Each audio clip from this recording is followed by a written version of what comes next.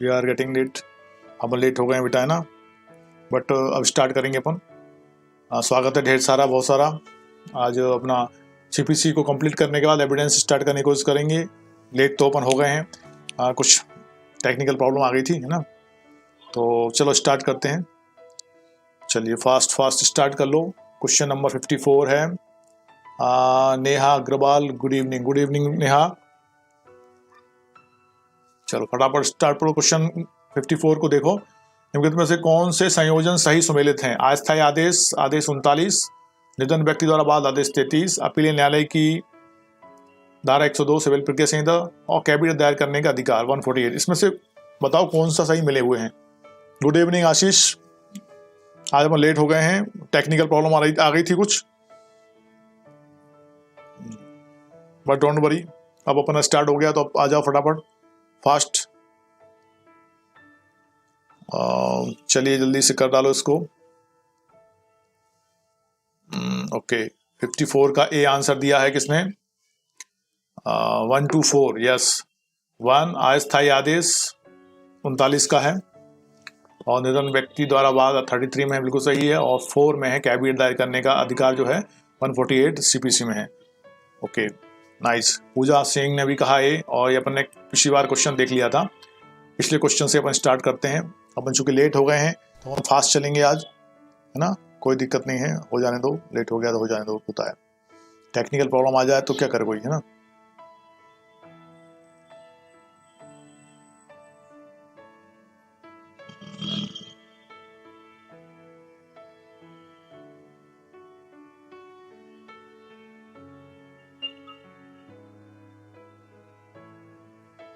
Now question number 55। निम्नलिखित में से कौन से जोड़े या जोड़ा सम्मिलित हैं? आपत्ति सूचना कैबिनेट 148 CPC, अकिंचनवाद सेक्शन 33, विशेषाधिकार प्राप्त दस्तावेज सेक्शन 29 और अपीलीय न्यायालय की शक्तियां 102। Give the right answer, time starts now. बताइए जल्दी से आंसर्स का। 55 का झारखंड सिविल जज प्रीलिम्स 2008 में क्वेश्चन आया था। ओके गुड इवनिंग आशीष। और कौन आया था अभी? बाकी नहीं आ पाए हैं क्योंकि अभी स्ट्रीम अपनी गड़बड़ा गई थी, उसमें अच्छा नहीं दिख रहा था सही तरीके से ना, इसलिए टेंशन का विषय नहीं है। जल्दी से आप इसकी लिंक को मैं डाल देता हूं उस पर, जो बच्चे जुड़ते हैं वो आ जाएंगे, है ना, ठीक है। और इस क्वेश्चन का आंसर बताओ फटाफट, तब तक मैं उसको भेज देता हूं लिंक को। चलिए नाउ इस क्वेश्चन का आंसर क्या दिया? नेहा ने डी दिया है ना, और ए आंसर इसका करेक्ट है। केवल एक सही है इसमें, सही सुमेलित करना है। निम्नलिखित में से कौन से जोड़े सुमेलित हैं? सुमेलित है वो बताना है। क्या ये सुमेलित है, क्या ये सुमेलित है, क्या ये सुमेलित है, क्या ये सुमेलित है? कौन सा सुमेलित है, मतलब सही मिला हुआ है, वो कौन सा बताओ।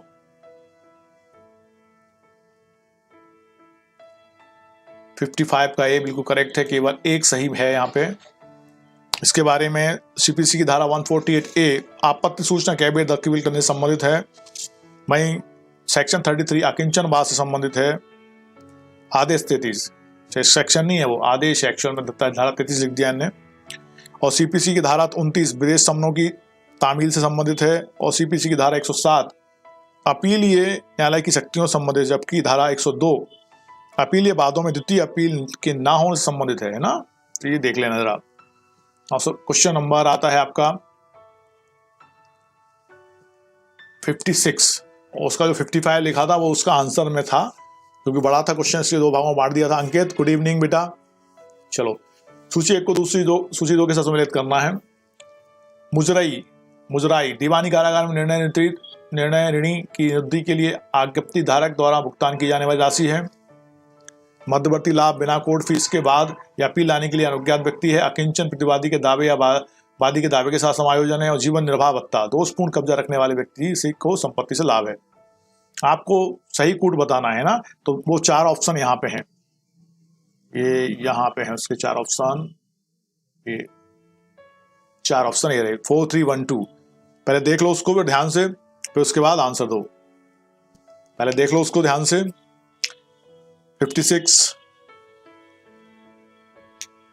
झारखंड सिविल जज दो प्रीलिम्स 2008 में क्वेश्चन पूछा गया था। ये सूचियों को नीचे दिए गए कूट की सहायता से सही सम्मिलित करना है। 3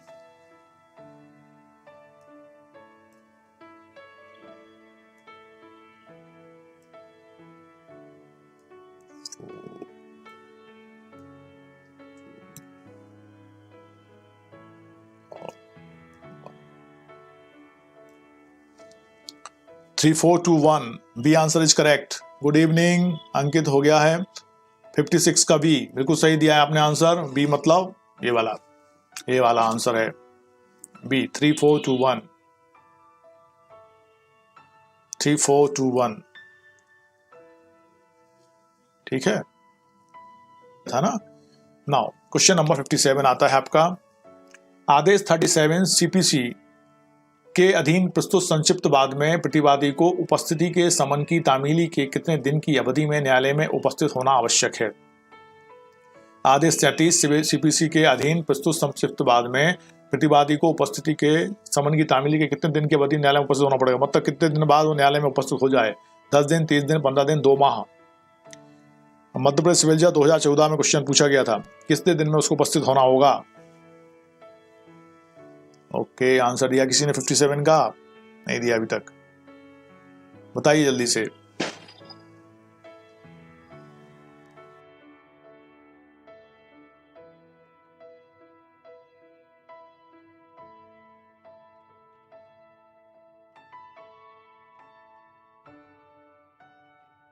हम्म 57 का बी दिया है किसने, पूजा सिंह ने कहा 57 का बी। राइट आंसर है ए 10 डेज, 10 दिन के अंदर।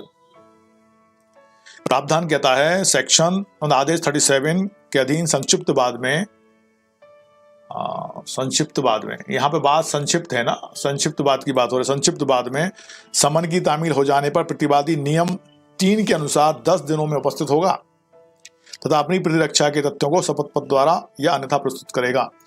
ध्यान से क्वेश्चन नहीं पढ़ा आपने ना, कौन सा है, संक्षिप्त बाद है, संक्षिप्त, सामान्य बात की बात नहीं हो रही है, संक्षिप्त बाद है। आदेश 37 के नियम 3 के अंतर्गत 10 दिन के अंदर उसको उपस्थित होना होगा प्रतिवादी को। हाँ, क्वेश्चन नंबर 58 आता है। निम्नलिखित कथनों में से कौन सा एक कथन सही है। निर्णय पूर्वबंदी बनाने का आदेश निम्न प्रकार के वादों में दिया जा सकता है। निर्णय पूर्वबंदी बनाने का आदेश निम्न प्रकारों के वादों में दिया जा सकता है। वचन पत्र पर आधारित वाद, अचल संपत्ति के विभाजन तथा आधिपत्य बाबत वाद, अचल संपत्ति के आधिपत्य तथा किराया बाबत वाद, कृवि के आधार पर अचल संपत्ति के विक्रय का वाद। बताइए आंसर जल्दी से, time starts now. Question number 58 मध्य प्रदेश सिविल जज 1986 और छत्तीसगढ़ सिविल जज 2008 में पूछा गया था।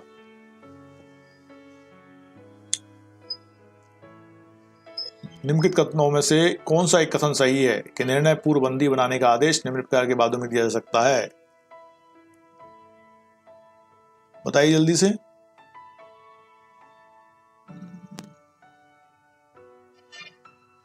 नेहा ने कहा 58 का ए, बिल्कुल सही नेहा, यू आर राइट। वचन पत्र पर आधारित, बिल्कुल सही, जो वचन पत्र पर आधारित हैं मतलब प्लेंट पे आधारित हैं, उस बाद में निर्णय पूर्वबंदी बनाने का आदेश दिया जा सकता है। और नेहा ने कहा, और किसने कहा, और किसी ने नहीं कहा, बाकी सब कहाँ हैं। ओके, पूजा ने भी कहा 58 का ए, नाइस वन। चलो नाउ क्वेश्चन नंबर 59 निर्णय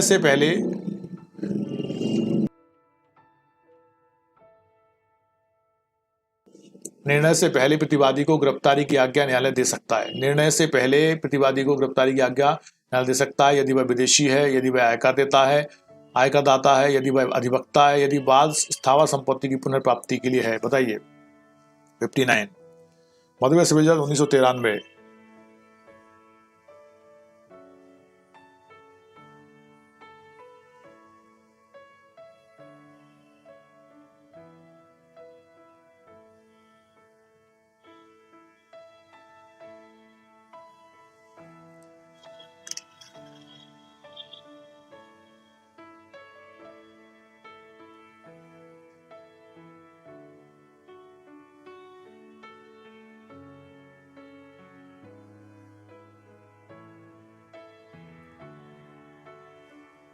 ओके सुनंदा, गुड इवनिंग।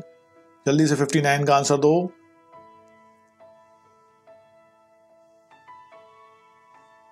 59 का डी नहीं है आंसर। 59 का डी नहीं है सुनंदा।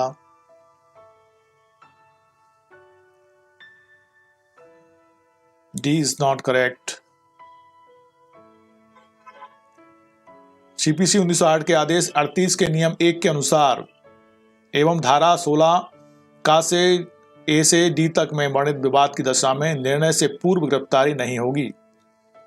पर प्रश्न में केवल बी सी डी अचल संपत्ति संबंधी विवाद के बारे में है, अतः इनमें निर्णय से पूर्व गिरफ्तारी नहीं होगी। तो यहाँ पे यदि वह आयकर दाता है तो इसका आंसर क्या हो गया? आगे न्यायालय दे सकता है कि प्रतिवादी गिरफ्तारी की आज्ञा न्यायालय दे सकता है। कब? यदि वह आयकर दाता है, यदि वह विदेशी है, यदि वह अधिवक्ता है, यदि वह स्थावर संपत्ति पुनर्प्राप्ति के लिए है। तो यहाँ पे बी आंसर सही है। Good evening Romika. Okay, good evening हो गया है। अब जल्दी से आंसर दो उसका 59 का। आपके हिसाब से बी है ना आशीष? बिल्कुल सही है। यदि वह आयकर दाता है, it is correct answer, B is correct. 60 CPC के आदेश 37 के अंतर्गत कोई बात दाखिल किया जाएगा लघु वाद न्यायालय में, उच्च न्यायालय में, नगर सिविल न्यायालय में, उपरोक्त सभी में। बताइए 60 सीपीसी सेक्शन 37 के आदेश 37 के अंतर्गत कहां पे दाखिल किया जाएगा मामला? सीपीसी 1908 के आदेश 37 के नियम 1 के अंतर्गत कोई बात उच्च न्यायालय में, लघु वाद न्यायालय में तथा नगर सिविल न्यायालय में दाखिल किया जाएगा। आदेश 37 संक्षिप्त प्रक्रिया से संबंधित उपबंध करती है। आदेश जो 37 है किससे संबंधित है? संक्षिप्त प्रक्रिया से संबंधित है। ठीक है, संक्षिप्त प्रक्रिया से संबंधित है। आदेश 37 से संबंधित है, संक्षिप्त प्रक्रिया से संबंधित है। ओके, आगे चलो। 60 का डी है, उपरोक्त सभी। D is correct answer. CPC के आदेश 37 के अंतर्गत कोई बात दाखिल किया जाएगा लघु वाद न्यायालय में, उच्च न्यायालय में, नगर सिविल न्यायालय में, उपरोक्त सभी में। तो उनका डी आंसर इज करेक्ट। आदेश 37 के अंतर्गत एक बात इन आधारों पर दायर किया जा सकता है: विनिमय पत्रों, वचन पत्रों, हुंडियों या उपरोक्त सभी के लिए। बताइए। राजस्थान जेएलओ 2014, अच्छे क्वेश्चन है। 60 का डी सही है रोमिका। ओके, 60 का डी सही है पूजा। अब 61 का आंसर दीजिए। 61 का आंसर है उपरोक्त सभी। D is correct answer, D is correct. ठीक है। 1908 के आदेश 37 के अंतर्गत विनिमय पत्रों, हुंडियों तथा वचन पत्रों के आधार पर बाल लाया जा सकता है। 61 का भी डी आंसर ही है। Now question number 62। आदेश 38 नियम 13 के अंतर्गत कौन सी न्यायालय को अचल संपत्ति को कुर्क करने का अधिकार नहीं है? कौन सी न्यायालय को अचल संपत्ति को कुर्क करने का अधिकार नहीं है? जिला न्यायालय, अपीलीय न्यायालय, लघु वाद न्यायालय, सिविल न्यायालय, कष्टवर्ग। Give the right answer. Time starts now. 62 fast. Rajasthan JLO 2014 किस न्यायालय को अधिकार नहीं है? किस न्यायालय को अधिकार नहीं है अचल संपत्ति को कुर्क करने का? कौन सी न्यायालय है जिसको अचल संपत्ति को कुर्क करने का अधिकार नहीं है? बताइए। 62 का सी अपीलीय न्यायालय नहीं, नेहा। लघु वाद न्यायालय, लघु वाद न्यायालय जो है उसको अधिकार नहीं है अचल संपत्ति को कुर्क करने का। लघु वाद न्यायालय को अचल संपत्ति को कुर्क करने का अधिकार नहीं है। आदेश 38 रूल 13 के अनुसार लघु वाद न्यायालय ऐसा न्यायालय है जिसे अचल संपत्ति को कुर्क करने का अधिकार नहीं है। तो राइट आंसर क्या होगा 62 का? B Romika, B. आशीष ने सही दिया है आंसर। Question number 63। किसी ऐसे वाद में जो व्यतिक्रम के कारण खारिज कर दिया जाता है, व्यतिक्रम मतलब लेट होने के कारण, निर्णय के पूर्व की कुर्की मात्र इस कारण पुनः प्रवर्तित नहीं होगी कि व्यतिक्रम के कारण बात खारिज करके आदेश अपास्त कर दिया गया है। मात्र इस कारण पुनः प्रवर्तित हो जाएगी कि व्यतिक्रम के कारण बात खारिज करने का आदेश अपास्त कर दिया गया है। अपीलीय न्यायालय के आदेश से पुनः प्रवर्तित होगा, उच्च न्यायालय के आदेश से पुनः प्रवर्तित होगा। बताइए जल्दी से सोच के। मध्य प्रदेश सिविल जज 1993 और 1999। छत्तीसगढ़ सिविल जज 2008 में क्वेश्चन पूछा गया था।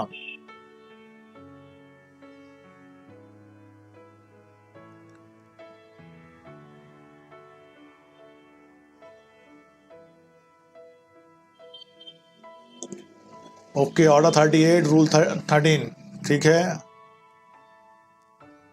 माँ बताइए जल्दी आंसर इसका 63 का।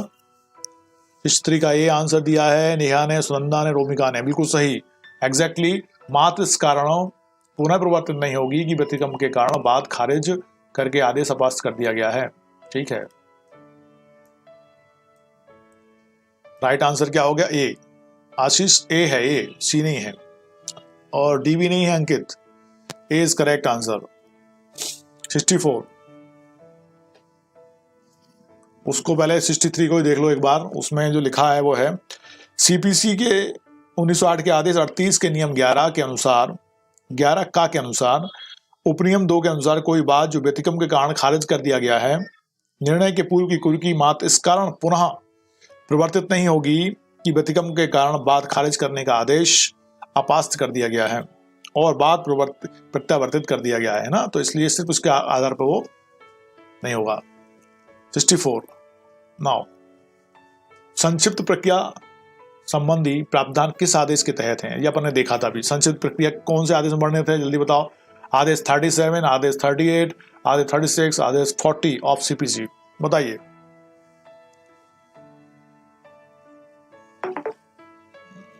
सिक्सटी 64 का आंसर दिया किसी ने क्या? अभी तक नहीं दिया है। 64 का ए दिया है रोमिका ने, वेरी फास्ट, गुड। आदेश 37 बिल्कुल सही है, आदेश 37 ऑफ सीपीसी। नाउ 64 का ए सबने दिया लगभग, Neha, Ankit, Sunanda, okay, everybody is correct. CPC के निम्नलिखित किस संशोधन के द्वारा संक्षिप्त विचारण को बहुत व्यापक बनाया गया है? कौन सा संशोधन है जिसके कारण संक्षिप्त विचारण को व्यापक बना दिया गया है? सीपीसी संशोधन अधिनियम 1999, संशोधन अधिनियम 2002, 1976 और उसमें से कोई नहीं, बताइए। 99, 2002 और 1976 कौन सा है? उत्तराखंड पीसीएस जूनियर प्रीलिम्स 2013 किस संशोधन के माध्यम से संक्षिप्त विचारण को बहुत व्यापक बना दिया गया है? 65 का बी कह रहे हैं, नेहा ने बी कहा, रोमिका ने ए कहा, not A not B, no A नहीं है। 976 C is correct answer. CPC 1976 के द्वारा संक्षिप्त विचारण को बहुत व्यापक बनाया गया है, जिसके तहत सीपीसी के आदेश 37 नियम 1, 2 तथा 3 प्रतिस्थापित किया गया था, ठीक है, बिल्कुल सही।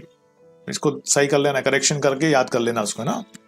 नाउ क्वेश्चन नंबर अगला है 66। सीपीसी 1908 के आदेश 38 नियम 5 के अंतर्गत निर्णय के पूर्व कुर्की की जा सकती है।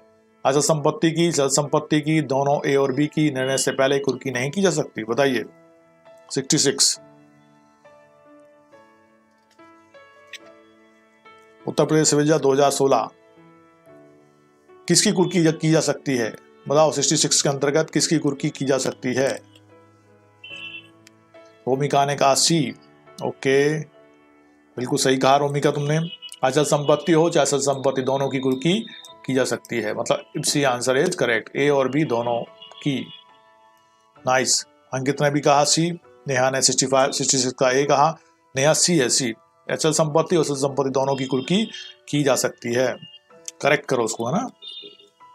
67 सीपीसी 1908 में निर्णय के पूर्व कुर्की का उपबंध कहाँ दिया गया है? कुर्की के पूर्व का उपबंध कहाँ दिया गया है? अभी अपन ने क्वेश्चन किया था इसके पहले, वो क्वेश्चन का आंसर इसमें आएगा। आदेश 39 रूल 12, धारा 96, आदेश 40 नियम 1, आदेश 38 नियम 5 से लेकर 13 तक, बताइए। 67 उत्तराखंड सीपीसीएस जूनियर प्रीलिम्स 2014 और यूपी सिविल जज 2015 में क्वेश्चन पूछा गया था। सबने आंसर दिया 67 का डी, ओके, अंकित, रोमिका, सुनंदा, ओके, सबने सब सही कहा, क्योंकि आदेश 38 नियम रूल 5 to 13 काय के लिए है? निर्णय के पूर्व कुर्की का उपबंध करती है, ओके। 68 आ जाता है हमारा निम्नलिखित में से किसमें व्यादेश इंजंक्शन से संबंधित प्रावधान उल्लिखित है? इंजंक्शन समझते हो? व्यादेश इंजंक्शन क्या होते हैं? व्यादेश होते हैं जो स्टे लाते हैं, स्टे देते हैं किसी मामले में जिसमें आवश्यकता हो। अंतरिम भी हो सकता है और अंतिम भी हो सकता है। आदेश 39 के साथ धारा 95 की व्याख्या, आदेश 11 के साथ धारा 30 की व्याख्या, आदेश 21 के साथ धारा 36 की व्याख्या, आदेश 21 के साथ धारा 51 की व्याख्या। बताइए।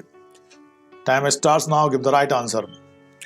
छत्तीसगढ़ सिविल जज 2016 में आया, फिर 2017 में आया है, 2 बार आया है। संबंधित प्रावधान कहां पे है? 68 का ए कहा किसने? सुनंदा ने। और 68 का बी कहा सीगाड़ी का। एग्जैक्टली आंसर क्या है? 39 के साथ धारा 95। A is correct, Sunanda is correct.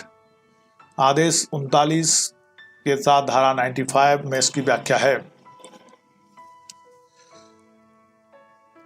Injunction संबंध रखता है। धारा 95 में अपर्याप्त आधारों पर व्यादेश प्राप्त करने हेतु प्रतिकर का प्रावधान है। बहुत बढ़िया। क्वेश्चन नंबर 69 और 39, 95 आशीष ठीक है। अस्थायी व्यादेश दिया जा सकता है जबकि बाद में विवादग्रस्त संपत्ति के बारे में यह खतरा है कि बाद के किसी पक्षकार द्वारा उसका दुर्व्ययन होगा। अपने लेनदारों को धोखा देने के विचार से किसी प्रतिवादी ने अपनी संपत्ति बेची नहीं है। किसी प्रतिवादी द्वारा संविदा भंग किए जाने की संभावना नहीं है और किसी प्रतिवादी द्वारा किसी प्रकार की क्षति पहुंचाने की संभावना नहीं है। अस्थायी व्यादेश दिया जा सकता है, बताना है। ठीक है, क्या बताना है हमको कि अस्थायी व्यादेश कब दिया जा सकता है। बताइए 69 का आंसर। मध्य प्रदेश सिविल जज 1993। फास्ट आंसर दीजिए, सबने सही दिया है हमें लगता है। ओके 69 का A is correct. Okay everybody is correct, A is correct. बाद में विवादग्रस्त संपत्ति के बारे में खतरा है कि बाद के किसी पक्षकार द्वारा उसका दुर्व्ययन होगा। ठीक है। 70 सीपीसी के तहत वादी के दावे में प्रतिवादी के विरुद्ध अस्थायी व्यादेश की मांग कर सकता है यदि वादी प्रतिवादी को विवादित संपत्ति बेकब्जा करने की धमकी देता है, वादी अपने लेनदारों को कपड़े करने की दृष्टि से अपनी संपत्ति वैनित करने की धमकी देता है, बाद में विवादित संपत्ति के बारे में खतरा है कि वादी उसका दुर्व्ययन करेगा या उसे नुकसान पहुंचाएगा तो वह संक्रांत करेगा, प्रतिवादी संपत्ति वैनित करने की धमकी वादी को देता है। बस अच्छा क्वेश्चन है, जल्दी आंसर दीजिए, आप दे सकते हैं। 71 है 70 है। मध्य प्रदेश सिविल जज 2016। ओके 70 का सी सबने दिया क्या? Ankit, Romika, Sunanda, Neha, everybody is correct. बाकी सब भी दो भाई, जल्दी जल्दी थोड़ा फास्ट आंसर दो भाई, अपन को उसको खत्म करके आज एविडेंस शुरू करना है। अपन ने सोचा था ना, वो थोड़ा लेट हो गया, टेक्निकल प्रॉब्लम आ रही थी, वो पता नहीं क्या हो गया था। चलो ठीक है। बाद में वादी संपत्ति के बारे में खतरा है कि वादी उसका दुर्व्ययन करेगा, उसे नुकसान पहुंचाएगा अथवा संक्रांत करेगा। ओके हाँ, क्वेश्चन नंबर 71। अस्थायी निषेधाज्ञा जारी की जा सकती है किसी निर्वाचन को अवरुद्ध करने के लिए, संपत्ति से बेदखली रोकने के लिए, लोक सेवक के विरुद्ध आशयत अनुशासनिक कार्रवाई रोकने के लिए, लोक सेवक के विरुद्ध प्रतिकूल प्रविष्टि के परिणाम को रोकने के लिए। बताइए 71 का आंसर। मध्य प्रदेश सिविल जज 2007 और 2012 में क्वेश्चन पूछा गया था, किसके लिए अस्थायी निषेधाज्ञा जारी की जा सकती है? टेम्परेरी इंजंक्शन कहाँ लागू किया जाएगा? 72 का बी कहा रोमिका ने और सुनंदा ने कहा। 72 कहाँ है रोमिका? 71 है वो, 71 है, सही है, लिखा आंसर सही है ना, बी इज करेक्ट आंसर। कोई दिक्कत नहीं, 72 लिख गया था लेकिन हमें पता है आपने आंसर ए का 71 का दिया है, संपत्ति से बेदखली रोकने के लिए। ओके, संपत्ति से बेदखली रोकने के लिए इसे अस्थायी टेम्परेरी इंजंक्शन दिया जा सकता है, बाकी सब में नहीं मिलेगा। ओके, सीपीसी के किस बंद के अधीन अस्थायी व्यादेश दिए जाते हैं?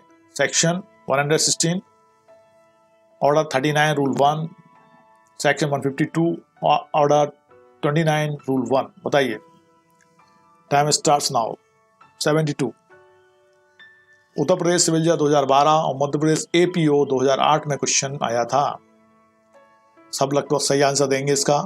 ओके 72 का सी बिल्कुल सही है, ऑर्डर 39 रूल 1।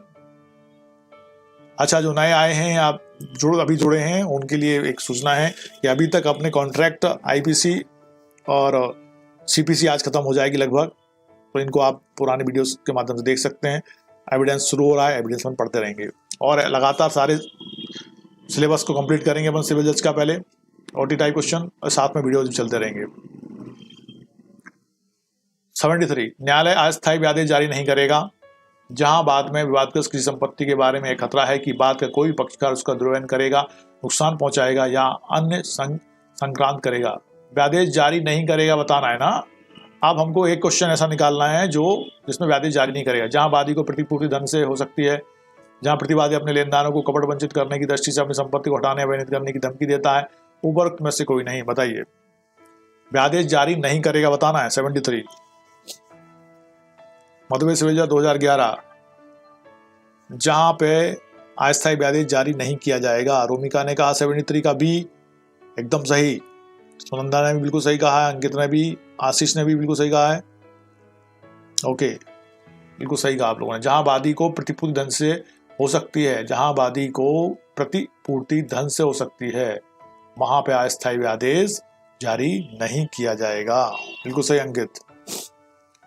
74 आ जाता है, किसी न्यायालय द्वारा पारित निर्णय का पुनर्वलोकन रिव्यू किया जा सकता है। उस न्यायालय द्वारा जिसने निर्णय प्राप्त किया था, जिला न्यायाधीश के न्यायालय द्वारा, उच्च न्यायालय द्वारा, उच्चतम न्यायालय द्वारा पुनर्वलोकन कौन करेगा? देखो बताओ जल्दी आंसर। 74 मधुबे सिविल 2005, फिर 2006, फिर छत्तीसगढ़ सिविल 2008 में आया क्वेश्चन। पुनर्वलोकन रिव्यू कौन करेगा? रिव्यू फिर से देखना, कौन देखेगा फिर से? 74 का कहा अंकित, सुनंदा बिल्कुल सही, पूर्वमिका भी सही, नेहा भी और आशीष भी। पूजा 73 का सी नहीं, 73 का सी था, हाँ 73 का बी था, सी नहीं था। 74 का सी, 74 का सी नहीं, हाँ नो 74 का ए है, ए not C.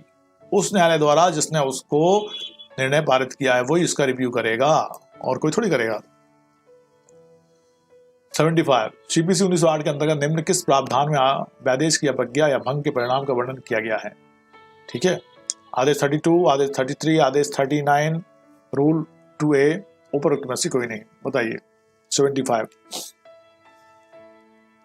Uttar Pradesh civil 2016 में क्वेश्चन पूछा गया था। 75 का सी किसने कहा? अंकित ने कहा, आशीष ने नहीं कहा, भी सुनंदा ने वेरी फास्ट आंसर दिया अंकित और सुनंदा ने। ओके, उपरोक्त तो आदेश 39 रूल 2A वेरी फास्ट। आदेश 39 अस्थायी व्यादेश तथा अंतरिम आदेशों से संबंधित है। इसका नियम 2A व्यादेश की अवज्ञा के भंग का परिणाम उपबंधित करता है, जिसके परिणाम स्वरूप ऐसे भंग या अवज्ञा करने वाले व्यक्ति की संपत्ति को कुर्क किया जा सकता है और ऐसे व्यक्ति को 3 माह से अनधिक अवधि के लिए सिविल कारागार में डाला जा सकता है ना। क्वेश्चन नंबर 76 आता है हमारा।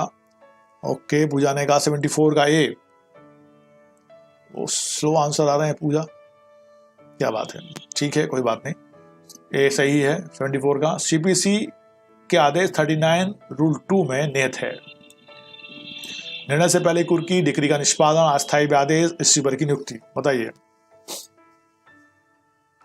76 उत्तराखंड पीसीए जूनियर प्रीलिम्स 2011 क्या है? आदेश 39 रूल 2 में सबने कहा, ओ वेरी गुड, अस्थायी व्यादेश है, बिल्कुल सही। टेम्परेरी इंजंक्शन की बात करता है आदेश 39 रूल 2। वहीं 77 आ जाता है हमारा। निबंधनों के भंग की दशा में जिन पर की अस्थायी व्यादेश आदेश दिया गया था, सीपीसी 1908 के अंतर्गत न्यायालय आदेश दे सकता है। संपत्ति कुर्की और विक्रय का, संपत्ति कुर्की और सिविल कारागार में निरोध का, गिरफ्तारी और सिविल कारागार में 3 माह तक निरोध का, ए और सी दोनों का। बहुत बढ़िया। 77 उत्तर प्रदेश सिविल प्रीलिम्स 2015 क्या आदेश देगा? निबंधनों के भंग की दशा में जिन पर की अस्थायी व्यादेश दिया गया था, सीपीसी 1908 के अंतर्गत न्यायालय आदेश दे सकता है। 77 का बी किसने कहा? डी नहीं है अंकित, आशीष ने कहा बी, नेहा ने भी डी कहा है, बी सही है, बी इज करेक्ट।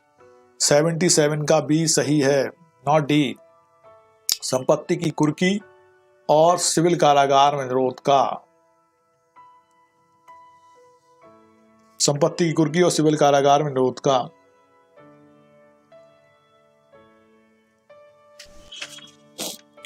अभी हमने देखा था ना, सिविल कारागार में डाला जाएगा व्यक्ति को 3 अवधि के लिए, संपत्ति, व्यक्ति की संपत्ति कुर्की कर सकते हैं और सिविल कारागार के निरोध में डाल सकते हैं। जैसे 76 का बी आंसर बिल्कुल सही है। नाउ क्वेश्चन नंबर 78 है, न्यायालय द्वारा पारित अस्थायी निषेधाज्ञा के आदेश को अवज्ञा करने वाले व्यक्ति को कितनी अवधि के लिए सिविल कारागार में रखे जाने बाबत आदेश दिया जा सकता है? बताइए। 78 मध्य प्रदेश सिविल जज 1986, छत्तीसगढ़ सिविल जज 2008 में क्वेश्चन पुट किया गया था। अभी अपन ने देखा था, इसका सही आंसर आएगा ऐसा लग रहा है मुझे। सब लोग आंसर सही देंगे इसका। 78 का आंसर किसने दिया अभी तक? 78 का आंसर किसने दिया? 78 का भी आया है रोमिका की तरफ से, नेहा, स्वंदा, आशीष और अंकित। ओके, 3 मंथ सही है। 3 मंथ तक का सिविल कारागार हो सकता है और संपत्ति की कुर्की हो सकती है। सीपीसी का कौन सा प्रावधान न्यायालय द्वारा अनुदत्त व्यादेश की अवज्ञा के परिणाम की बात करता है? आदेश 39 रूल 1, आदेश 39 रूल 2A, आदेश 39 रूल 2 और आदेश 39 रूल 3। बताइए। करीब करीब क्वेश्चन, कंफ्यूजन वाला क्वेश्चन, कंफ्यूज करेगा। यदि आपको एग्जैक्ट नहीं पता तो कंफ्यूज कर देगा। 79 उत्तरांचल सिविल जज 2005 में क्वेश्चन आया था। कौन सा आदेश है? ओके, सबने आंसर 79 का क्या दिया है? सी दिया है। ओके, पूजा ने 78 का बी दिया है। ठीक है भी पूजा, सही है, बिल्कुल सही। 79 का आदेश 39 रूल 2A क्या कहता है? न्यायालय द्वारा अनुदत्त व्यादेश की अवज्ञा के परिणाम की बात करता है। 80 किसी व्यादेश की अवज्ञा या उसको भंग करने पर सिविल कारागार में खालिस्तान से अनधिक अवधि के लिए निरुद्ध किया जाएगा। कितने अवधि के लिए से अनधिक अवधि के लिए निरुद्ध किया जाएगा? बताइए। 1 माह, 6 माह, 3 माह, 1 वर्ष। ये कब आया था क्वेश्चन? ये आया था झारखंड सिविल जज प्रीलिम्स 2014 में। आपको सबको इसका आंसर पता है इसको, क्योंकि रिपीट हुआ है ना, इसलिए 3 मंथ एवरीबॉडी नोज। 81 सीपीसी उपलब्ध कराती है स्थायी व्यादेश के लिए, अस्थायी व्यादेश के लिए, शाश्वत व्यादेश के लिए, आज्ञापक व्यादेश के लिए सीपीसी उपलब्ध कराती है। झारखंड सिविल जज 2016 में पूछा गया था क्वेश्चन। राजस्थान जेएलओ 2014 पूछा गया था। सीपीसी उपलब्ध कराती है, क्या उपलब्ध कराती है सीपीसी? 81 का सी कहा रोमिका ने, बिल्कुल सही रोमिका। अस्थायी व्यादेश टेम्परेरी इंजंक्शन उपलब्ध कराती है। नेहा ने भी कहा, पूजा ने 79 का सी कहा है। पूजा का थोड़ा लेट चल रहा है लगता है नेट आज। 79 का सी बिल्कुल सही है पूजा। वंदा ने 81 का सी कहा, बिल्कुल सही। अब हम चलते हैं क्वेश्चन नंबर 82। अंतर्वर्ती आदेश इंटरलोक्यूटरी ऑर्डर सिविल कोड द्वारा जारी किए जाते हैं। इंटरलोक्यूटरी ऑर्डर सिविल कोड द्वारा जारी किए जाते हैं। सिविल कार्रवाई की विचाराधीनता के दौरान व्यक्ति को बुलाने के लिए, डिक्री के निष्पादन के लिए, संपत्ति संलग्न करने के लिए। Give the right answer, time starts now. 82 Chhattisgarh civil 2016। कब अंतर्वर्ती आदेश, अंतर्वर्ती मतलब इंटरलोक्यूटरी, जो कार्रवाई चल रही है उसके अंदर में सिविल कोड द्वारा जारी किए जाते हैं, ऐसे आदेश हैं वो कब किए जाते हैं? 82 का आंसर दिया किसी ने? दीपक कुमार ने कहा 82 का ए, बिल्कुल सही दीपक। सिविल कार्रवाइयों की विचाराधीनता के दौरान, जब सिविल कार्रवाई चल रही होती हैं उसकी विचाराधीनता के दौरान वो दिए जाते हैं। संहिता में अंतर्वर्ती आदेश को परिभाषित नहीं किया गया है। ब्लैक्स लॉ डिक्शनरी के अनुसार ऐसा आदेश जो किसी कार्रवाई के दाखिल किए जाने तथा उसके अंतिम विनिश्चय के मध्य किया गया हो। अंतर्वर्ती आदेश इंटरिम ऑर्डर कहलाता है। इसको इंटरलोक्यूटरी ऑर्डर भी कहते हैं। ठीक है, ठीक। Now question number 83। कौन सा कथन 82 का ए नहीं, हाँ यही था आंसर, ठीक है ना। वंदना में रोमिका ने भी कहा और नेहा ने 82 का डी का डी नहीं है और सी भी नहीं है Ankit. A answer is correct. C भी नहीं है, 81 का सी था। ठीक है, इसके लेट में आ रहे हैं आंसर। पूजा की क्या बात है आज। कौन सा कथन सही नहीं है? अस्थायी व्यादेश सिर्फ बात संशोधित करते समय प्रदान किया जा सकता है। अस्थायी व्यादेश बाद किसी प्रक्रम में प्रदान किया जा सकता है। अस्थायी व्यादेश व्यवहार प्रक्रिया संहिता 1908 से संचालित होता है। अस्थायी व्यादेश एक निरोधक अनुतोष का रूप है, बताइए। Time starts now 83। Madhya Pradesh विजय 2017।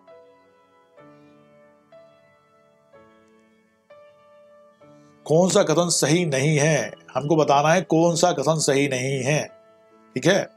83 का आंसर किसी ने दिया, रोमिका ने कहा 83 का ए, बिल्कुल सही। सुनंदा ने भी कहा, रोमिका ने भी कहा, ओके बिल्कुल सही है, 83 का ए है। अस्थायी व्यादेश जो है सिर्फ बात संस्कृत करते समय प्रदान किया जा सकता है, ये सही नहीं है, इसलिए बाकी सब सही है। अस्थायी व्यादेश बात किसी प्रकार प्रदान किया जा सकता है, ओके। अस्थायी व्यादेश व्यापार किसी 1939 होता है, ठीक है। अस्थायी व्यादेश एक निरोधक अंतुष का रूप है, बिल्कुल सही है, लेकिन ये गलत है, इसलिए उन्होंने कहा कौन सा सही नहीं है। तो 83 का नेहा ए आंसर है। नरेंद्र सोनी ने भी कहा है, पूछा था बेटा उनने कि कौन सा कथन सही नहीं है ना। क्वेश्चन को ध्यान से पढ़ने के बाद फिर हम आंसर टटोलेंगे, तब हम आंसर दे पाएंगे। यदि हम क्वेश्चन पढ़ा गलत समझ के आंसर दिया तो फिर गलत हो जाएगा। न्यायालय आदेश द्वारा जब वहां किसी संपत्ति का जयपत्र के पहले प्रापक रिसीवर नियुक्त कर सकता है। प्रापक मतलब जयपत्र मतलब डिक्री पहले प्रापक मतलब रिसीवर नियुक्त कर सकता है। जहां न्यायालय को वह न्याय संगत और सुविधापूर्ण प्रतीत होता है, जहां वादग्रस्त संपत्ति के बारे में यह खतरा है कि डिक्री के निष्पादन में उसका सदुपयोग बिक्री कर दिया जाएगा, जहां प्रतिवादी अपनी पूरी संपत्ति या उसके भाग को बैनित करने ही वाला हो, जहां प्रतिवादी न्यायालय की स्थानीय अधिकारिता की सीमाओं से फरार हो गया हो। बताइए कौन सी कंडीशन में प्रापक नियुक्त किया जाएगा। 85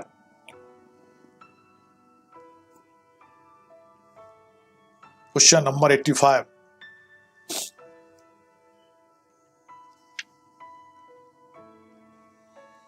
मध्य प्रदेश विजय 1996 में क्वेश्चन आया था। 85 का आंसर अभी नहीं आया। सुनंदा ने 84 का बी कहा है,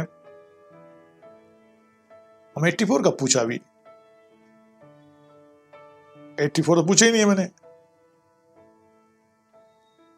सुनंदा 84 नहीं पूछा, वो स्किप हो गया है। अभी हम फिर 84 पे आएंगे। 85 का आंसर दो जब तक। दीपक ने कहा 85 का सी, जहां प्रतिवादी अपनी पूरी संपत्ति उसके भाग को बैनित करने ही वाला हो, जहां न्यायालय को वह न्याय संगत और सुविधापूर्ण प्रतीत होता हो, वहां वो कर देगा। भाई यही तो सही है दीपक, यही सही है, पहला वाला क्वेश्चन सही है, क्योंकि इसके अंदर ये सब आ जाएंगे। ये भी आ जाएगा कि वो संपत्ति को बैनित करने वाला है, डिक्री के निष्पादन में उसका सबूत विक्रय कर सकता है या न्यायालय से फरार हो सकता है, तो उसको जहां न्यायालय को लगेगा कि न्याय संगत और सुविधापूर्ण है, वहीं वो प्रापक नियुक्त कर देगा। इसलिए 85 का ये आंसर बिल्कुल सही है। 85 का A is correct answer. Madhya Pradesh विजय 1996 में आया है और उसके बारे में सीपीसी में प्रावधान है कि आदेश 40 क्लॉज 1 खंड का के अनुसार जहां न्यायालय को युक्तिसंगत और सुविधापूर्ण प्रतीत होता है, वहां वह किसी संपत्ति का रिसीवर डिक्री के पहले या पश्चात नियुक्त कर सकता है। ठीक है, ये हो गया। अब क्वेश्चन नंबर 84 जो रह गया ना, क्वेश्चन नंबर, जहां कोई व्यादेश विरोधी पक्षकार को सूचना दिए बिना दिया गया है, वहां न्यायालय आवेदन को ऐसी तारीख से जिसको व्यादेश दिया गया है 7 दिन के भीतर, 15 दिन के भीतर, 21 दिन के भीतर, 30 दिन के भीतर निपटाने का प्रयास करेगा। बताइए 84। छत्तीसगढ़ सिविल जज 2003 में क्वेश्चन पूछा गया था, जहां कोई व्यादेश विरोधी पक्षकार को सूचना दिए बिना दिया गया है, वहां न्यायालय आवेदन को ऐसी तारीख से जिसको व्यादेश दिया गया है कितने दिन के भीतर निपटाने का प्रयास करेगा। 84 का डी आंसर दिया है सुनंदा ने, अंकित ने, बिल्कुल सही। और 85 का ए आंसर था, बी नहीं था। 85 का पूजा बी था नहीं, बी नहीं था, ये था। 84 का सी नहीं है, डी है, डी 30 30 दिन के भीतर निपटाने का प्रयास करेगा, 30 डेज।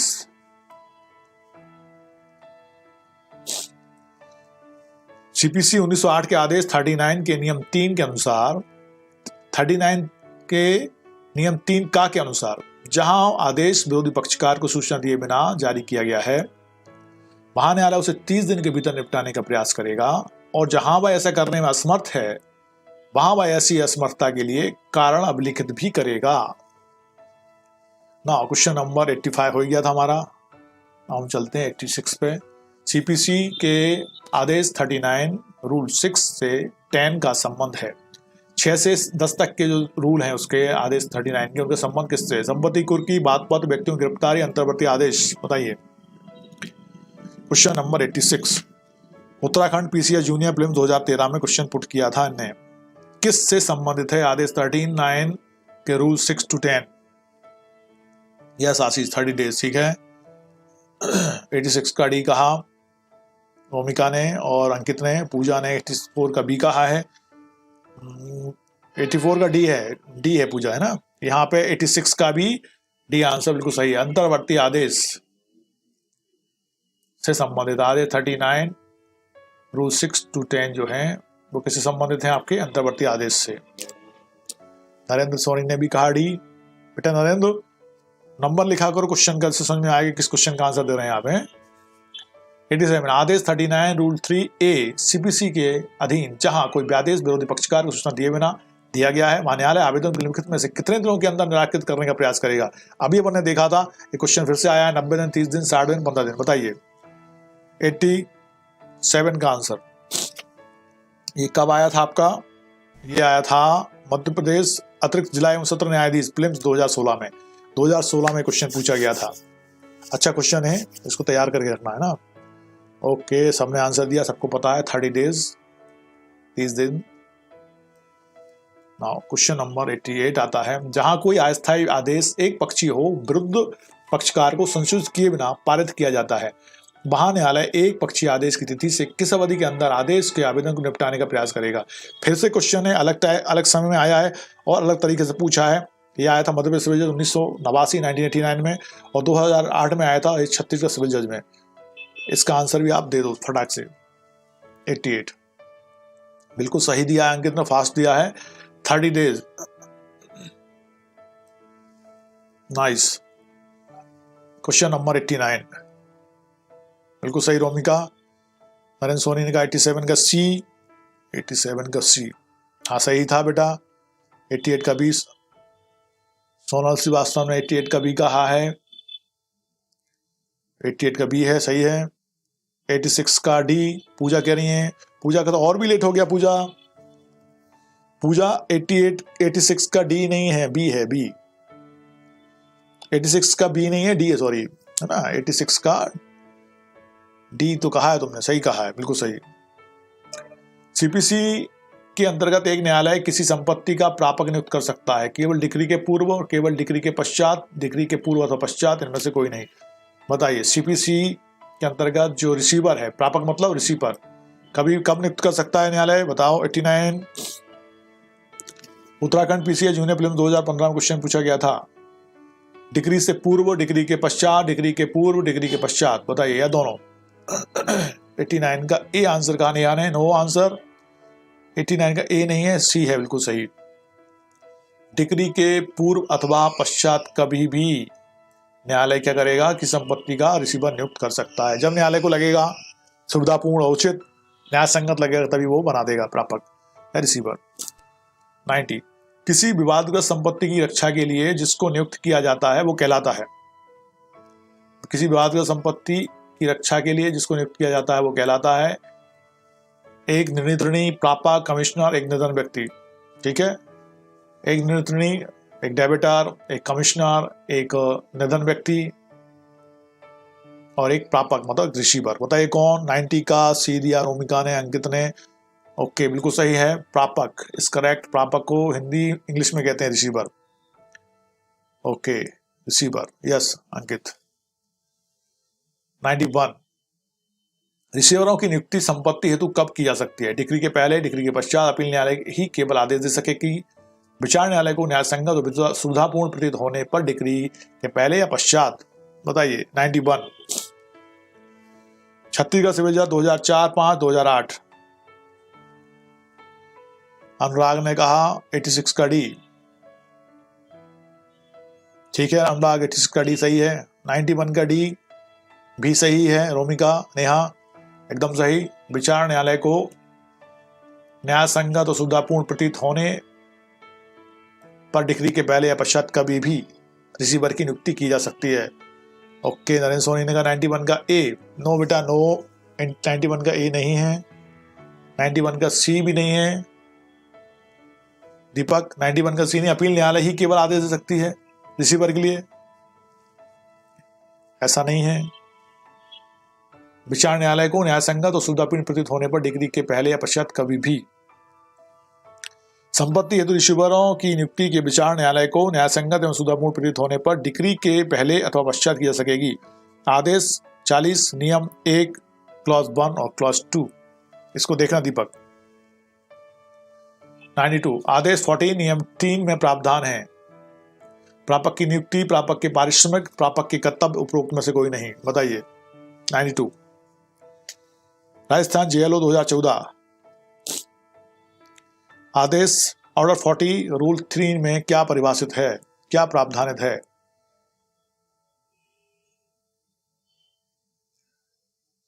नाइन्टी टू का बी कहा अंकित ने, आशीष ने, नहीं 92 का सी का रोमिका ने ना, सी नहीं है बेटा, बी है, बी। 92 का B is correct.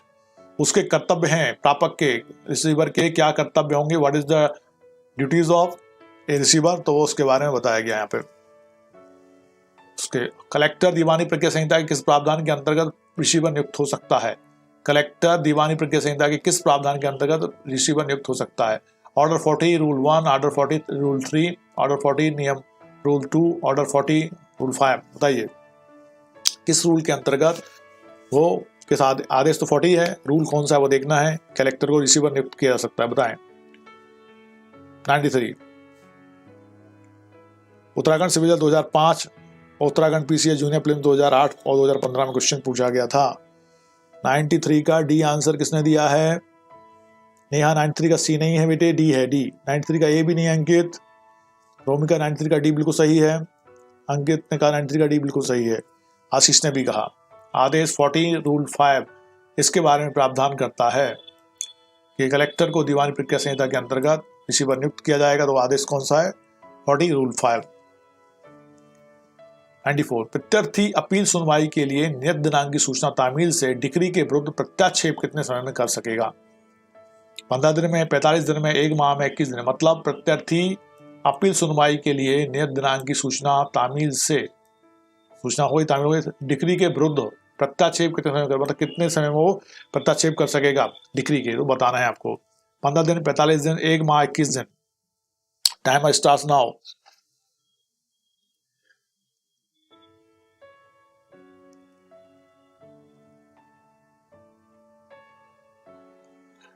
Question number 94 ये आया था मध्य प्रदेश सिविल 2007 में। 94 का डी किसने कहा है? रोमिका ने। Okay, B answer is correct. 1 month, 1 माह का समय मिलेगा उसको, 21 दिन का नहीं, 1 माह का समय मिलेगा। उसके बाद में प्रावधान है, कोई भी प्रत्यर्थी यद्यपि उसने डिक्री के किसी भाग के विरुद्ध अपील ना की हो, ना केवल डिक्री का समर्थन कर सकेगा बल्कि वह कथन भी कर सकेगा कि निचले न्यायालय में उसके विरुद्ध किसी विवाद्य की बाबत निर्णय उसके पक्ष में होना चाहिए था, और डिक्री के विरुद्ध कोई ऐसा प्रत्याक्षेप भी कर सकेगा जो वह अपील द्वारा कर सकता था, परंतु यह तब जबकि उसने ऐसा आक्षेप अपील न्यायालय से उस तारीख से 1 माह के भीतर जिसको इस पर या उसके प्लीडर पर अपील की सुनवाई के लिए नियत दिन की सूचना की तामील हुई थी, या ऐसे अतिरिक्त समय के भीतर जिसे अनुज्ञात करना अपील न्यायालय की समझे फाइल कर दिया गया हो। Order 41 rule 22।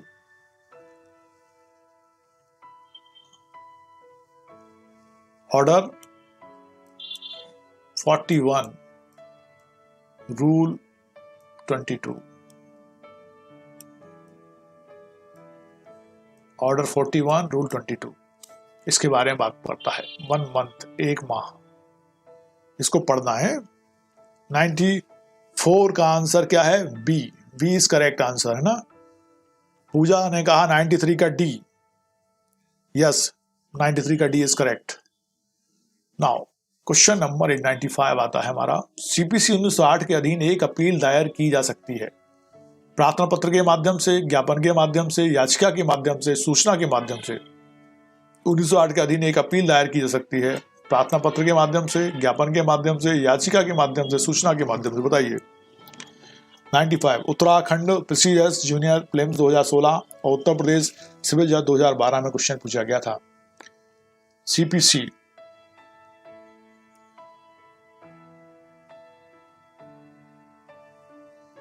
अच्छा क्वेश्चन है 95 का। ओके, आशीष ने कहा और अंकित ने कहा, रोमिका ने कहा, बिल्कुल सही कहा है। 95 का सी ज्ञापन के माध्यम से। ऑर्डर 41 रूल 1 के अनुसार कोई अपील ज्ञापन के माध्यम से दायर की जा सकती है। ठीक है, बिल्कुल सही। 95 का ए नहीं है बेटे, 95 का सी है, ज्ञापन के माध्यम से। नेहा, क्वेश्चन नंबर 96, प्रापक या रिसीवर होता है न्यायालय का अधिकारी, प्रतिवादी का एजेंट, वादी का एजेंट, बाद के पक्षकारों का एजेंट। प्रापक रिसीवर होता है न्यायालय का अधिकारी, प्रतिवादी का एजेंट, वादी का एजेंट, बाद के पक्षकारों का agent. Time starts now, give the right answer. Uttar Pradesh civil 2012, Uttarakhand civil junior prelim 2011। कौन होता है ये प्रापक, बताएं। 96 का एक कहा रोमिका ने, बिल्कुल सही कहा रोमिका तुमने। न्यायालय का अधिकारी होता है, क्योंकि जब कलेक्टर को नियुक्त कर रहे हैं तो वो अधिकारी होगा कि नहीं। कलेक्टर को भी दीवानी प्रक्रिया संहिता के अंतर्गत प्रापक नियुक्त कर सकता है न्यायालय, तो न्यायालय का अधिकारी हो गया वो। संहिता के आदेश 40 नियम 1 के अंतर्गत नियुक्त प्रापक रिसीवर न्यायालय का एक अधिकारी होता है। ऐसी नियुक्ति का उद्देश्य वादग्रस्त संपत्ति की रक्षा करना होता है। बिल्कुल सही, राइट। क्वेश्चन नंबर 97, पारिवारिक न्यायालय के न्यायाधीशों को उच्च न्यायालय में उन्नयत करने के लिए विचारित नहीं किया जा सकता। सुप्रीम कोर्ट ने इसे किस बात में निर्धारित किया। फिर से, पारिवारिक न्यायालय के न्यायाधीशों को उच्च न्यायालय में उन्नयत करने के लिए विचारित नहीं किया जा सकता, मतलब उनका प्रमोशन उच्च न्यायालय में नहीं होगा, ऐसा जो पारिवारिक न्यायालय के न्यायाधीश हैं। सुप्रीम कोर्ट ने इसे किस बात में निर्धारित किया है। संजय अग्रवाल बनाम union of India, TGN Kumar बनाम स्टेट ऑफ केरल, विश्वजीत मांझी बनाम state of Uttarakhand, SD Joshi बनाम हाईकोर्ट ऑफ जुडिकेचर मुंबई। बताइए, give the right answer. Time starts now. पता हो आइडिया तो दो, नहीं तो बताता हूं फिर मैं। उत्तर प्रदेश सिविल 2012, 97 का डी। ओके, गुड अंकित। नेहा ने कहा 97 का डी, रोमिका ने भी कहा 97 का डी, बिल्कुल सही। SD जोशी बनाम हाईकोर्ट ऑफ जुडिकेचर मुंबई के बाद में ये निर्णित किया गया था। क्या निर्णित किया गया था कि उच्चतम न्यायालय ने नियम स्थापित किया है कि पारिवारिक न्यायालय के न्यायाधीशों को उच्च न्यायालय में उन्नत करने के लिए विचारित नहीं किया जाएगा। Okay, nice. क्वेश्चन नंबर 98, न्यायालय द्वारा पारित निम्न में से किस आदेश के विरुद्ध सिविल प्रक्रिया संहिता के आदेश 43 के अंतर्गत अपील होगी। 43 के अंतर्गत अपील होगी। 7 आदेश नियम 11 के अंतर्गत बात पत्र को नामंजूर किया जाएगा। 22 आदेश नियम 9 के अंतर्गत बात के उपशमन अथवा खारिजी को वापस किए जाने का इंकार किया जाएगा। 8 आदेश नियम 1 के अंतर्गत प्रतिवादी को जवाब दावा प्रस्तुत करने की अनुमति नहीं होगी। 14 आदेश नियम 5 के अंतर्गत किसी पक्षकार की प्रार्थना पर बंधक को काटने से मना करना। बताइए answer. 98, Rajasthan PCS junior prelims 2015 में क्वेश्चन पूछा गया था, किसके अंतर्गत अपील होगी। न्यायालय द्वारा पारित निम्न में से किस आदेश के विरुद्ध सिविल प्रक्रिया संहिता के आदेश 43 के अंतर्गत अपील होगी। 98 का क्या आंसर दिया आपने। ओके रोमिका, 98 का बी कहा रोमिका ने, बिल्कुल सही। ओके, ऑर्डर 22 रूल 9,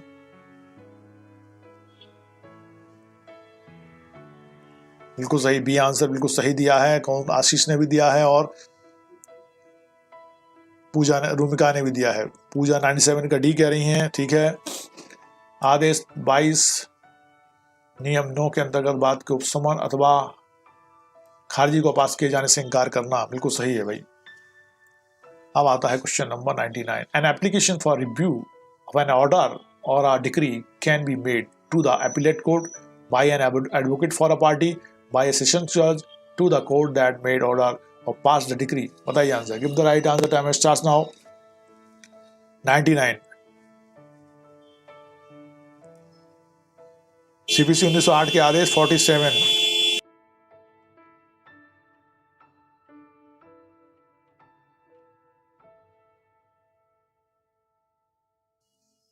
CPC 1908 के आदेश 47 के नियम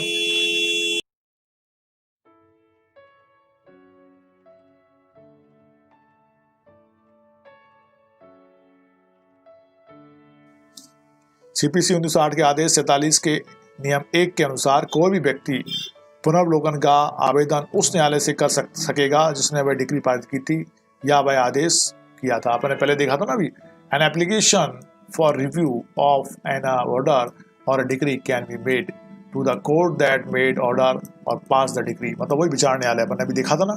तो 99 का क्या हो गया, डी आंसर दिया है किसने, नेहा ने, और आशीष ने दिया, अंकित ने भी डी कहा है, भूमिका ने बिल्कुल सही, D is correct answer.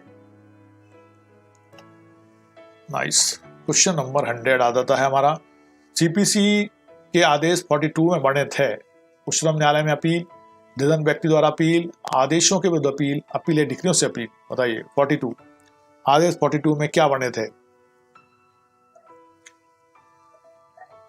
Uttarakhand कृषि या जूनियर फिल्म 2009, सिविल प्रक्रिया संहिता के आदेश 42 में बने थे।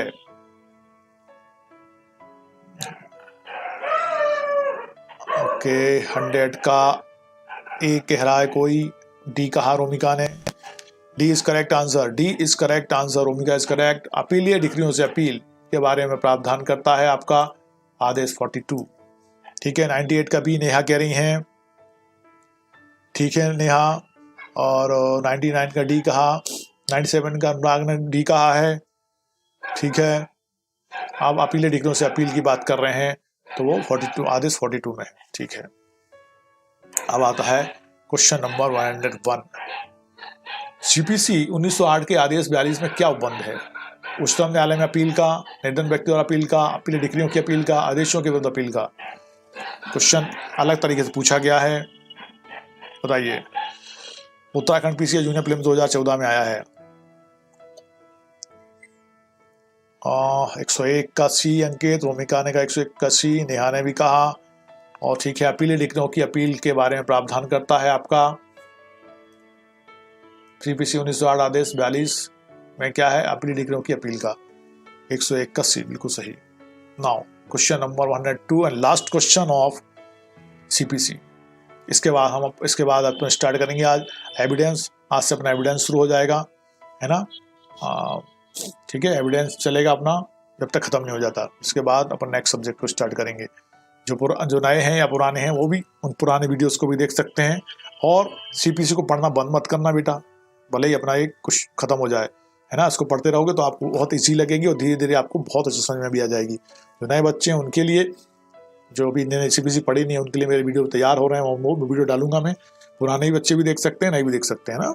चलो सीपीसी के आदेश 43 के अंतर्गत निम्नलिखित में से किस आदेश की अपील नहीं होगी।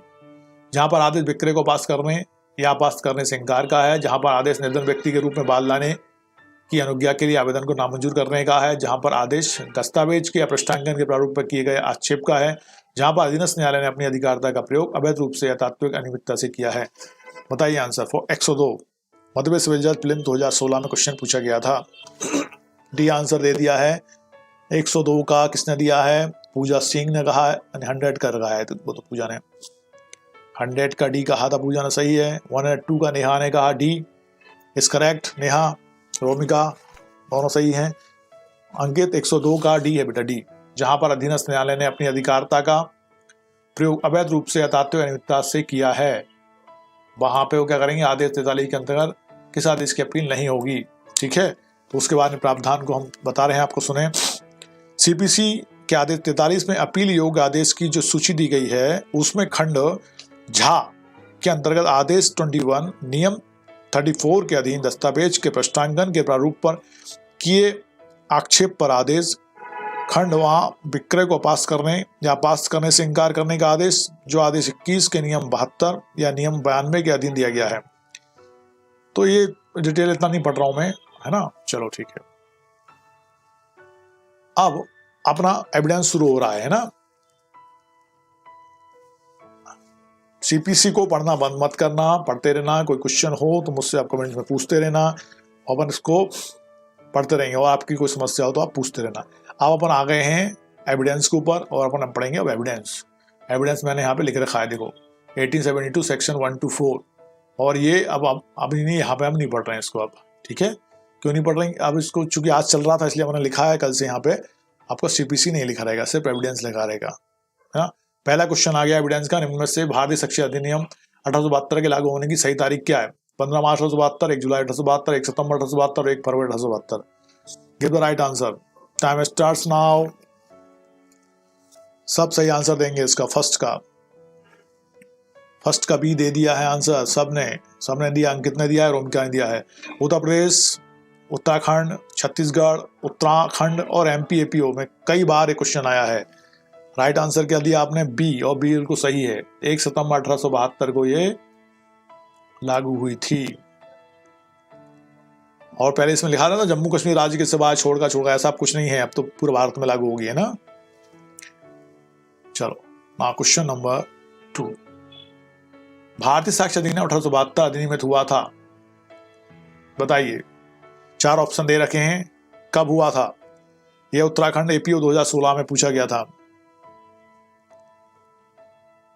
फर्स्ट का भी हो गया, आगे चलो भाई, सेकंड का आंसर दो। 6 अक्टूबर 1860, 15 मार्च 1872, 1 मार्च 1874, 1 सितंबर 1872। सेम क्वेश्चन है, लेकिन अरे अंकित, 2 का सी। भारत साक्ष्य अधिनियम 1872 अधिनियमित हुआ था, 2 का सी आंसर किसने दिया है? ओके, बिल्कुल सही, एग्जैक्टली 15 मार्च 1872, राइट। ये कब हुआ था? अधिनियमित कब हुआ था? 15 मार्च 1872 को। लागू कब हुआ? 1 सितंबर 1872 को, बिल्कुल सही। भारतीय साक्ष्य अधिनियम लागू नहीं होता है न्यायालय के समक्ष पेश किए गए शपथ पत्रों पर, मध्यस्थ के समक्ष कार्रवाइयों पर, ए और बी दोनों पर, न्यायालय के समक्ष न्यायिक कार्रवाइयों पर। बताइए answer, give the right answer, time starts now. Third, Bihar PCS junior prelims 2009 लागू नहीं होता है। किस पे लागू नहीं होता है भारतीय साक्ष्य अधिनियम?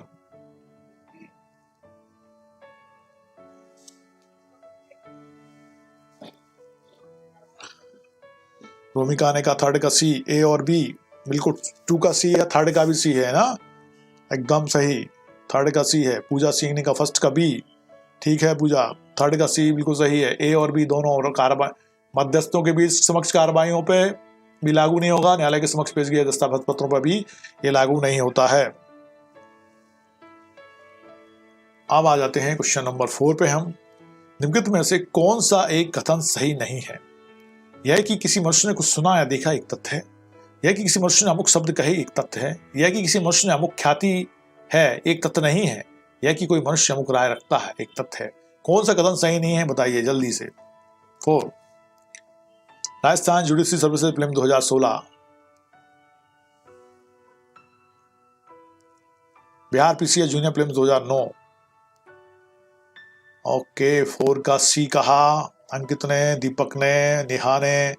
Okay, everybody is correct. यह है कि किसी मनुष्य ने अमुक ख्याति है, यह एक तथ्य नहीं है, जबकि यह तथ्य है, इसलिए सही नहीं है। सही है, बिल्कुल सही है। ना क्वेश्चन नंबर 5 आ जाता है। Indian evidence act applies to both civil and criminal proceeding before a court is the statement not correct, partially correct, correct, none of the above. बताइए कैसा है क्वेश्चन।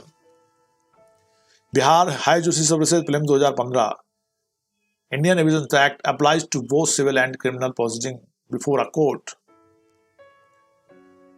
बताइए आंसर फास्ट। लेट हुई थी class, इसलिए 10:40 पे 10:45 पे बंद कर देंगे, 10 मिनट बाद, ठीक है। लेट मेरे कारण नहीं हुई थी, है ना, इसलिए, क्योंकि लेट हुई थी टेक्निकल मिस्टेक के कारण। 5 का C, partially correct, no no no, correct है, करेक्ट, नॉट पार्शली करेक्ट बेटा अंकित, करेक्ट है, एकदम सही है ये बात। ये दोनों पे लागू होती है। एविडेंस जो है वो civil and criminal proceeding before a court, दोनों के कोर्ट के समक्ष दोनों के पास ये लागू होती है, इसलिए करेक्ट है, बिल्कुल सही है।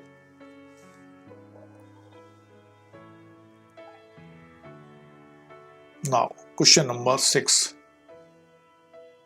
इंडियन एविडेंस एक्ट 1872 लागू होता है किसी न्यायालय में या उसके समक्ष समस्त न्यायिक कार्रवाइयों में, किसी न्यायालय अधिकारी के समक्ष पेश किए गए शपथ पत्रों पे, किसी मध्यस्थ के समक्ष कार्रवाइयों में, उपरोक्त सभी में कहां लागू होता है? ध्यान से आंसर देना, गलत मत देना। देखो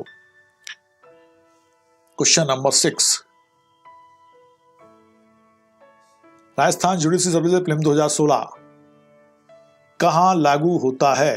देखो मैंने कहा था ना, ध्यान से आंसर देना। रोमिका ने सही कहा है, किसी न्यायालय में या उसके समक्ष समस्त न्यायिक कार्रवाइयों पे।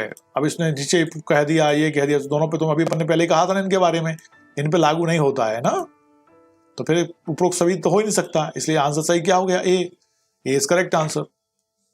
क्वेश्चन ध्यान से पढ़ के आंसर दिए जाएंगे तो हम आंसर देने में सफल होंगे। यदि हमने जल्दबाजी की एग्जाम में तो हम गलत कर देंगे, ध्यान रखना।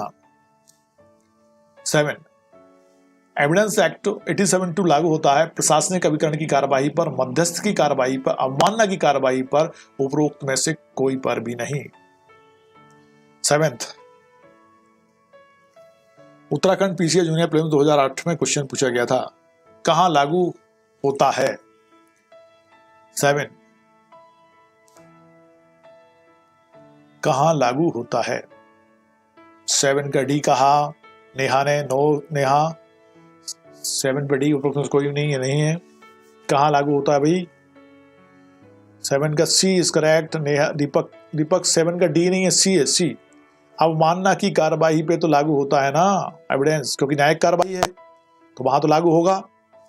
देखो, प्रशासनिक अभिकरण की कार्यवाही पर नहीं होगा, मध्यस्थ की कार्यवाही पर नहीं होगा, लेकिन अवमानना की कार्यवाही जो हो रही है मान लो कोर्ट में हो रही है तो उस पर लागू होगा कि नहीं? तो 7 का सी आंसर इज करेक्ट। 1862 से समस्त न्यायिक कार्यवाही को लागू है, किंतु वह प्रशासनिक अभिकरण की कार्यवाही या मध्यस्थम के समक्ष की कार्यवाही पर लागू नहीं होता है। अवमानना की कार्यवाही न्यायिक कार्यवाही के अंतर्गत सम्मिलित है, अतः साक्ष्य अधिनियम 1872 अवमानना की कार्यवाही पर लागू होगा। यही तो मैं कह रहा हूं। देखो, क्वेश्चन नंबर 8 है, साक्ष्य विधि में निम्नलिखित में से कौन शामिल है? विवेक के साधारण नियम, साक्ष्य के विधिक नियम, तर्क के नियम, उपरोक्त सभी। बताएं। उत्तर प्रदेश सिविल जज 2013 क्या सम्मिलित है इसमें, क्या शामिल है साक्ष्य विधि में? What is included in evidence act? विवेक के साधारण नियम, साक्ष्य के विधिक नियम, तर्क के नियम, उपरोक्त सभी। 8 का बी कहा किसने? रोमिका ने। बिल्कुल सही रोमिका। नॉट डी, डी नहीं है बेटा नेहा। साक्ष्य के विधिक नियम ही लागू होते हैं, साक्ष्य के जो विधिक नियम है वही लागू होंगे, इसके अलावा कुछ लागू नहीं होगा। 9, इंडियन एविडेंस एक्ट 1872 का उद्देशिका के अनुसार है। 1872 का उद्देशिका के अनुसार है, क्या है? साक्ष्य की विधि को परिभाषित और संशोधित करना, साक्ष्य की विधि का समेकन, परिभाषा और संशोधन करना, साक्ष्य की विधि का प्रकटन, परिभाषा और समेकन करना, साक्ष्य की विधि का प्रकटन, समेकन, परिभाषा और संशोधन करना। Time starts now, give the right answer. Uttarakhand PCA junior prelims 2014 और यूपी एपीओ 2005 और 2007 में क्वेश्चन आया था ये।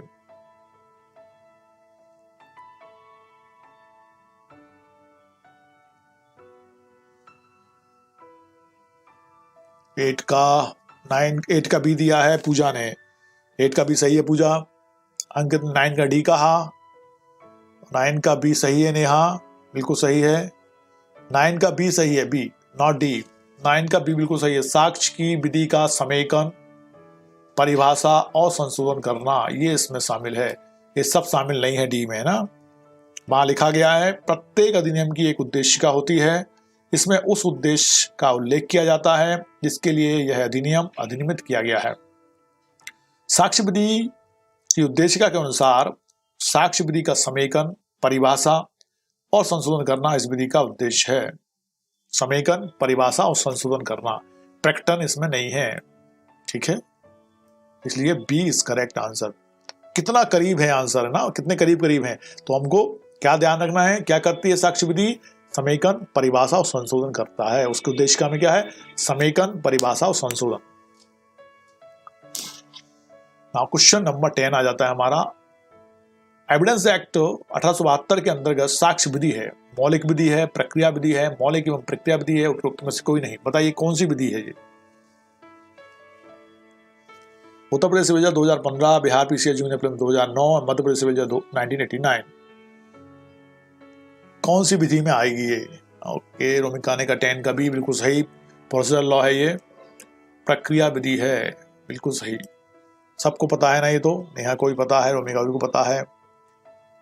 ओके, 10 का बी बिल्कुल सही है, प्रोसीजर लॉ है, बिल्कुल सही। नाउ 11 क्वेश्चन आ गया, इनमें से कौन सी विधि को भारतीय साक्ष्य अधिनियम 1872 का आधार माना जाता है? कौन सी विधि को भारतीय साक्ष्य अधिनियम 1872 का आधार माना जाता है? मतलब आधार मतलब जिस पे बनी है,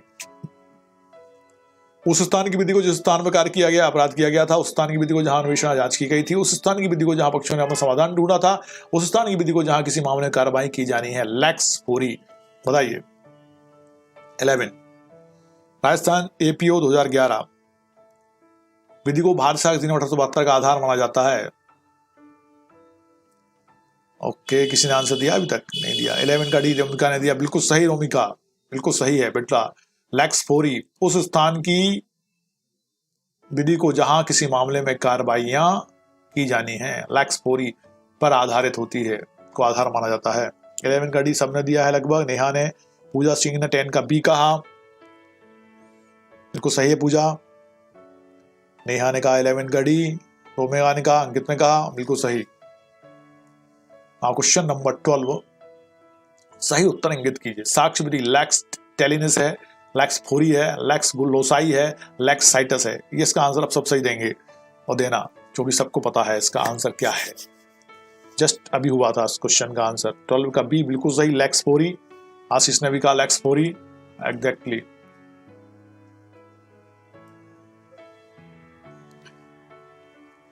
क्वेश्चन नंबर 13 है, का पर खा की हत्या का आरोप है। अब ध्यान से, का पर खा की हत्या का आरोप है, उसके विचारणा में निम्नांकित में से कौन विवादित तथ्य हो सकते हैं। का ने खा की हत्या की है, का एक ईमानदार व्यक्ति है, का को खा से गंभीर और अचानक प्रकोपन मिला, का को सामाजिक सेवाओं के लिए पुरस्कृत किया गया था। सही उत्तर चुनना है। 1 तथा 2, 1 2 3, 1 3 और 1 2 3 4 कौन से सही है बताना है। Time starts now, give the right answer. वो यूपी एपीओ प्रीलिम्स 2015 में क्वेश्चन पूछा गया था।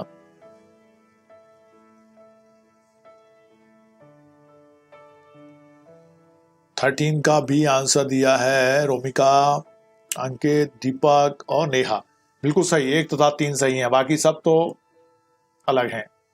1 में क्या है, का ने खा की हत्या की, बिल्कुल इसके बारे में क्वेश्चन मार्क है, ये विचारण किया जाएगा। फिर तीसरा है, का को खा से गंभीर और अचानक प्रकोपन मिला था क्या, ये इंपॉर्टेंट बात है। अब का एक ईमानदार व्यक्ति है, इससे कोई लेना देना नहीं है। का को सामाजिक सेवाओं के लिए पुरस्कार किया गया था, इनसे कोई लेना देना नहीं है। तो यहाँ पे विचारण में कौन से विवादित तथ्य हो सकते हैं। उन्होंने कहा का ने खा की हत्या की है और का खा को गंभीर अचानक प्रकोपन मिला था। यदि का ने खा की हत्या की है तो वो क्वेश्चन मार्क है। दूसरा, क्या वास्तव में उसको सडन रिवोक हुआ था जिसके कारण उसने किया है, तो उसकी जो हत्या है वो हो सकता है कल्पेबल होमिसाइड में कन्वर्ट हो जाए। इसलिए 1 और 2 जो 3 है विवादित तत्व का रूप ले लेते हैं और विवादित तत्व हो जाते हैं। ठीक है, क्वेश्चन नंबर 14 आ जाता है हमारा। सूची 1 को सूची 2 को सम्मिलित करें तथा दिए गए कूट की सहायता से उत्तर चुनना है। दस्तावेज धारा 3, प्राथमिक साक्ष्य 62, द्वितीयक साक्ष्य 63 और मौखिक साक्ष्य 60। Give the right answer. Time starts now. 14 UP APO prelims 2015, इसमें आंसर जो है इसमें से चुनना पड़ेगा हमको है। यहाँ पे पहले इसको क्वेश्चन को देख लो ध्यान से, स्क्रीनशॉट में ले लो इसका चाहो तो, फिर इसका यहाँ आंसर मिला के बताओ मुझे सही आंसर क्या होगा। यहां से ऐसे मिला लो और देखो उसका आंसर। देख लिया?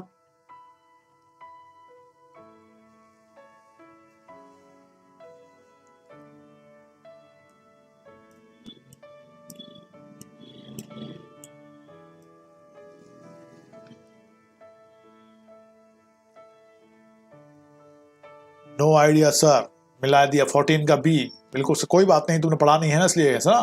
14 का बी आंसर बिल्कुल सही है, एग्जैक्टली दिस इज ओके। ये हो गया 14 का बी। 1 2 3 4 बिल्कुल सही मिले हुए हैं वो एक्चुअल में, क्या सब सही मिले हैं ये। हाँ, दस्तावेज जो है धारा 3 में है, प्राथमिक साक्ष्य धारा 62 में है, द्वितीयक साक्ष्य धारा 63 में है और मौखिक साक्ष्य जो है आपका सेक्शन 60 में है, इसलिए बिल्कुल सही मिला हुआ। 1 2 3 4 बिल्कुल सही दीपक। और क्वेश्चन नंबर हमारा आ जाता है 15 और आज का लास्ट क्वेश्चन है, निम्नांकित में से कौन सा तथ्य है।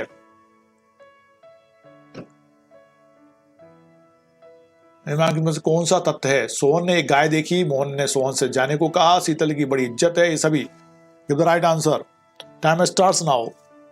15 का आंसर दे दो, फिर अपन आज क्लोज करेंगे, कल इसके आगे चलेंगे, है ना। और आप लोग सेक्शन 5 से लेके सेक्शन 55 तक पढ़ लेना एविडेंस के। सेक्शन 5 टू सेक्शन 55 आपको रीड करने, पढ़ने, अच्छे से ध्यान से देखना है, उनके इलिस्ट्रेशंस देखने हैं ना।